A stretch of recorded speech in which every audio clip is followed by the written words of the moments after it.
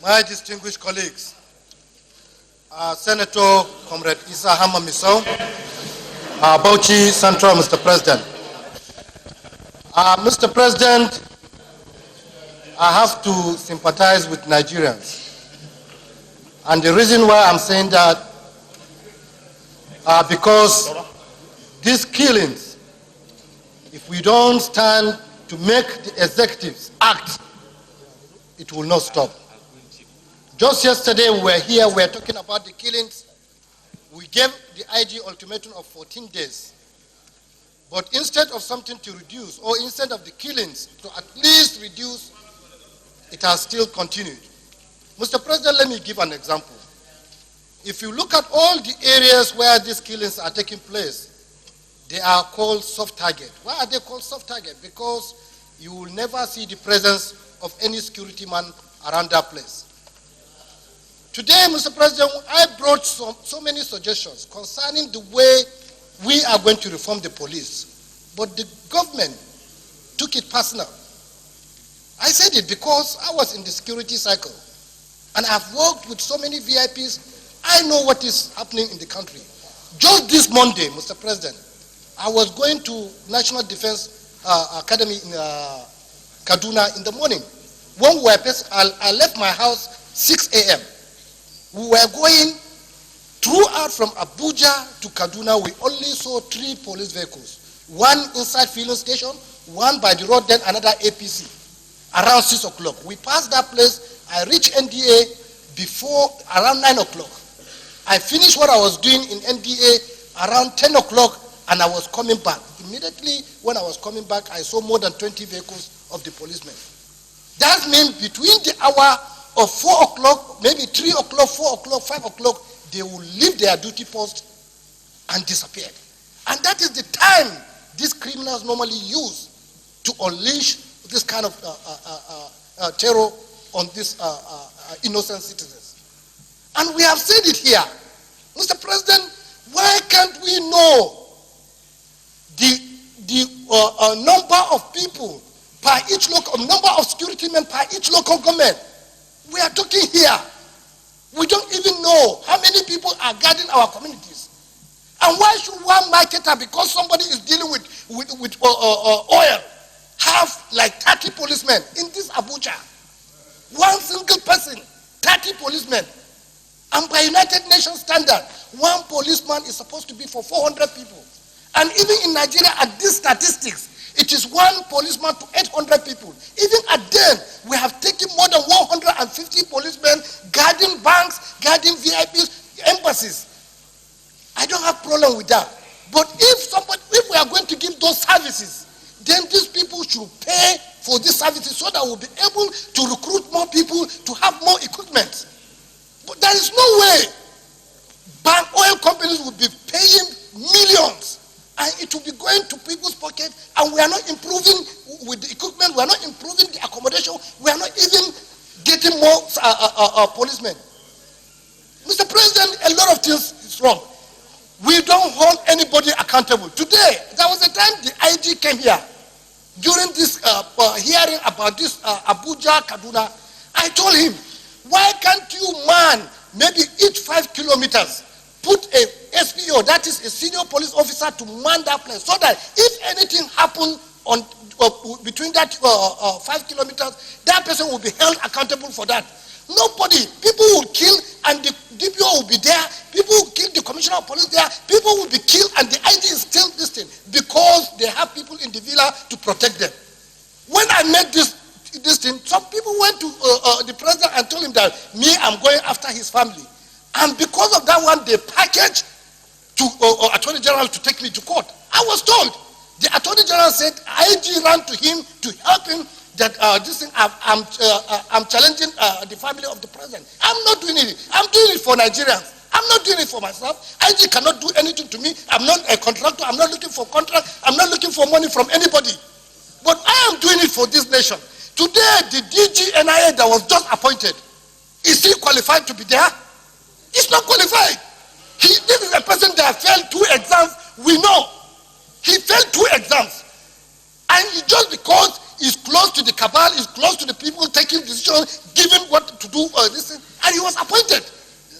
And these are the kind of things that we sometimes avoid, or sometimes we say, and we should not say anything. As long as we leave some certain things, we will continue to have this kind of problem. So many incompetent people are holding so many positions. Even today, I don't feel the presence of ministers. So many ministers, 50% of the ministers are not performing. Since the time the president assumed office, he has not taken any decision to check this country. Today, we are seeing it, and everybody is avoiding it. Nobody wants to say anything. Until we begin to talk, all these things that we are doing here, it cannot solve this problem. If we like, let us call any kind of conference. We as legislators, we cannot implement anything. The executives, they have the power to implement all these decisions, and if they don't want to implement it, or if they don't care with what we are saying, right from the beginning of this, they term the National Assembly as their enemies. What are we doing? It's because we are trying to put direction to the government for them to succeed. But so many people will go, even when we are on holiday, so many people were going behind to say that they should try now and remove the Senate president. I know during this holiday, they were saying that and it was a minister that was spearheading that thing. What is the reason? They said they are suspecting that Senate president will leave APC. That they should create more problem for him so that they will remove him. So what kind of a system are we? Why are we so this thing? Everything about religion, everything about tribe, everything about this thing, sensitive position. We cannot even get people, competent people to handle it. So what do you want us to do? Mr. President, I think it is right time. It is right time for us. Let us know what to do. If it is about talking here, if it is about conference, it will not solve this problem until we look at how the security system is. Who are holding certain positions? Are they competent, or were they appointed on merit? Because so many people are not appointed on merit. It's just because this man is my brother, this man is my relative, this one comes from my village. So many appointments in this government. It's not on merit. And there are some people now that they have taken over the government as if they are even above the president. They take decisions anyhow. Look at now, now we are saying we are fighting corruption. Simple thing, Baba Chir, Senate indicted him. Vice President Committee indicted him. Today they are pursuing other people. Why can't they take Baba Chir to court? And all of us are here keeping quiet. And people that have not done anything are always in court. And this is the man that squandered money meant for Northeast for IDPs. And he's still visiting the villa every day. Look at this minor issue. This Attorney General is becoming a nuisance. Look at the Attorney General going to court to stop Senate from investigating minor. And we are still here.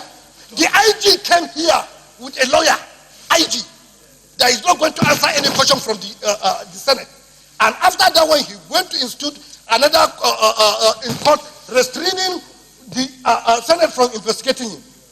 And today we are here, and we are talking about security. If the IG cannot come and face the Senate and tell them what he's doing, he's going about with lawyers, then what are we saying? Is the chief, is the main person that is supposed to protect internally, supposed to protect lives and property. All these ones that we are doing, army, they are just supporting the police. Just yesterday when I was passing in the morning to Gorimpa, I saw army, Navy escorting Abuja Environmental Protection, FCT, to enforce people that are selling on the road. Army and Navy escorting FCT, Abuja Environmental Protection. So which kind of country are we?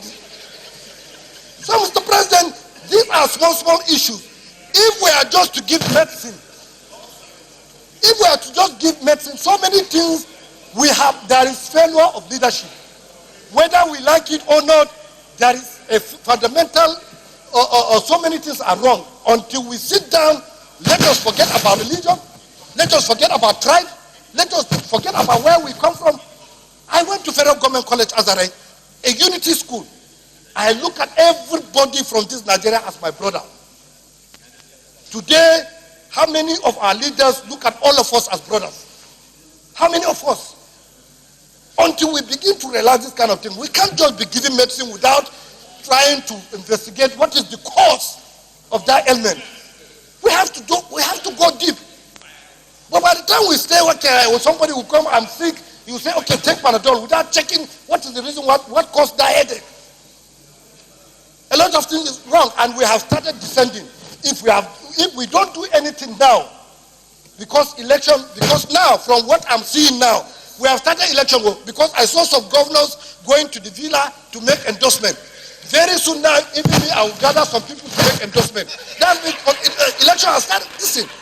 So, Mr. President, this is the right time. We have started descending. This is the right time for us to do the right thing. I think the leadership of this National Assembly should go and have one-on-one talk with the president. People is as if it's not in charge. It's as if some people are the ones in charge of this country. Even the DGNIA that we are talking about, they said some people in the cabal, they are the ones that appointed that person to be there, without cross-checking other things.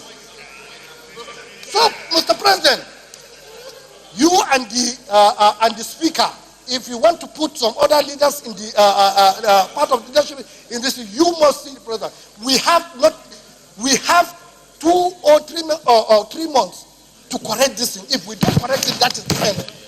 If you look at what is happening now in the social media and paper, you can see this is the government that came with credibility, that came with so many things.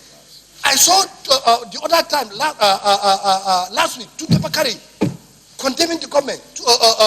Today, so many people are condemning the government. And this is Bisi Akande. This is the government. This is the government that came with all this kind of things. So that, Mr. President, try as much as possible. Let us try and do the right thing. If there are certain people that are misleading the president, let the president sack them. Let the president sack them. Because as long as they are there, they will not allow the president to perform effectively. So this is the simple. Thank you, Mr. President.